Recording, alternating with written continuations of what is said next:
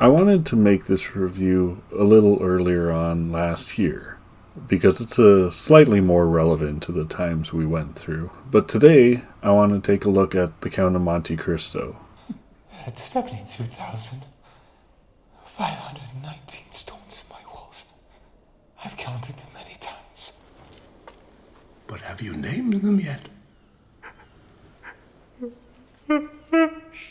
The Count of Monte Cristo stars Jesus and Guy Pearce as the two main characters. While I think they both do an amazing job in this movie, I gotta hand it to Guy Pearce. And I think that's the reason why he kind of took off as an actor, but unfortunately he's never actually done any real A-lister leading man roles. I mean, he had Lockdown, and we'll talk about that one day. But I think this is honestly one of his best movies. No, I couldn't live in a world where you have everything and I have nothing. Same with Jim Caviezel. But the casting in general is just full of fantastic performances. Richard Harris, James Frann, J.B. Blanc, this fucking guy. Remember him? Why else would you be here? Michael Wincott. He was always popping up in these swashbuckling movies back in the 90s, and then he kind of just disappeared. Let's make a bargain, shall we? You ask God for help, and I'll stop the moment he shows up. The movie is set in 1815, just after the Napoleonic Wars. Edmund Dantes and his best friend Fernand Mondego land on the island of Elba to seek aid for their injured captain. At the time, the island of Elba was where the British had imprisoned Napoleon Bonaparte, and therefore were instructed to shoot any landing parties on sight. Dantes is a very naive young man, assuming that the British will help them, as he just wants to do what's best for his captain. But Mondego is much more pragmatic, and luckily for them, also skilled with the sword, which will become more relevant as the film goes on. Luckily for them, the British dragoons who are about to kill them for landing on the island are stopped by Napoleon himself, who offers them a deal.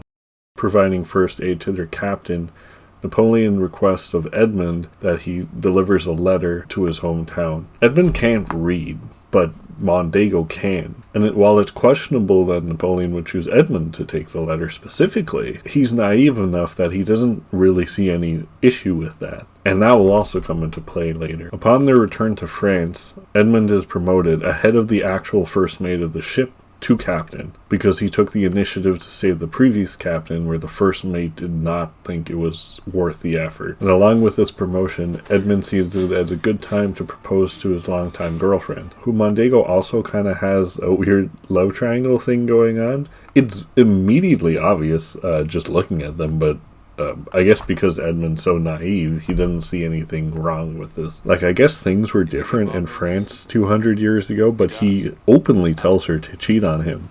It's really weird. Be our little secret. I don't believe in secrets. While celebrating the announcement with Mercedes and his father, their dinner is interrupted and Edmund is taken in for questioning by the magistrate, Villefort. It seems that he was notified about the letter, which Edmund has not yet delivered, nor knew of its contents, and Villefort, understanding that Edmund is just a good guy who knew nothing, dismisses it and sends him on his way. Until Edmund tells him who the letter was addressed to, and now Edmund is suddenly sentenced to jail. But before being captured, Edmund learns that it was Mondego and Danglars, the first mate, who betrayed him and reported him to the magistrate as a traitor, and he is sent to prison. But this isn't just any prison. Edmund is sent to Chateau d'If, a famous prison in France that's built on the edges of a cliff. This plays another part in another movie I really enjoy, The Man in the Iron Mask. And Alexandre Dumas based a lot of his books that revolved around this prison in particular. So now his father thinks he's dead, his wife thinks he's dead, and she thinks that Mondego's a good guy who can take care of her. All the meanwhile, Edmund must spend the rest of his life in a tiny prison with, well, he does get a window. First, they die, and There's a window. all I'm left with is a rug. And he doesn't even know why he was sent there. Oh, and they don't even pull any punches about this either. Edmund spent 6 years totally alone in his cell with his thoughts, with only a carving on the wall by another inmate to keep him sane.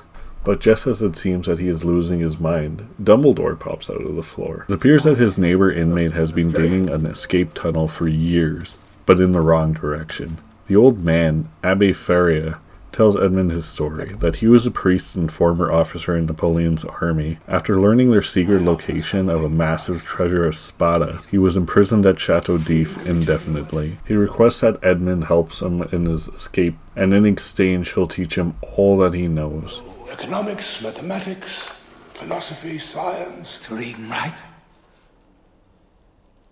Of course.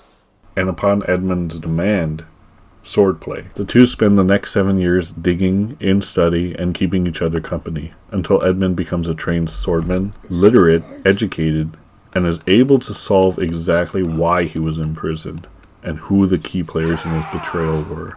I hope these won't come across as spoilers, because this is really just the first act of the movie, and there's a whole chunk after that is a real plot. I didn't really go too in depth about everything, but just based on what I've told you from the plot alone, obviously Edmund escapes, and it is fantastic. It is such a long process, and it's totally earned. And it's in this whole spirit of this adventure type of film where you go from one location to the next, befriending different people who come back to help him along the way, and learning the things that he was too naive to learn when he was younger, and perfecting himself as a human being and a weapon, a revenge. I personally can't get enough of these old-fashioned adventure movies. I think it's a lost art, but these swashbuckling adventure movies kind of did make a resurgence around the turn of the millennium, with movies like The Mummy, The Man in the Iron Mask, and The Mask of Zorro, which I love all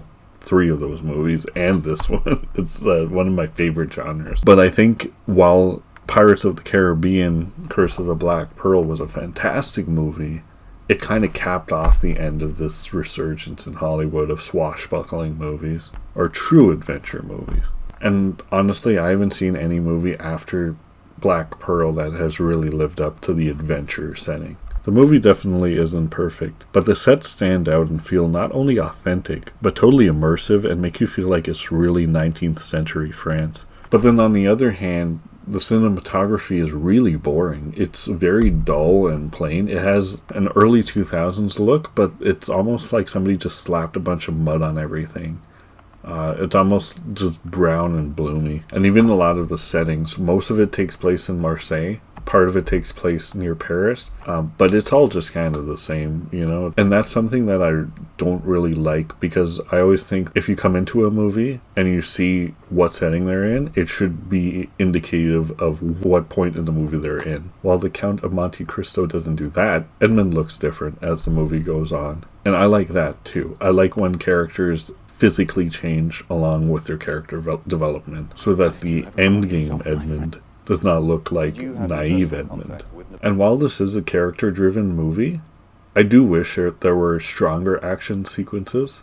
There are sword fights. A lot of them are over very fast. They're nothing really special compared to a movie like The Mask of Zorro, where every fight is a plot-based fight, or things happen. They're not just fighting with swords and then one guy just ends up winning. They go from having a problem where the hero's on the downside, solving that problem, coming out on top, and then going on to the next problem.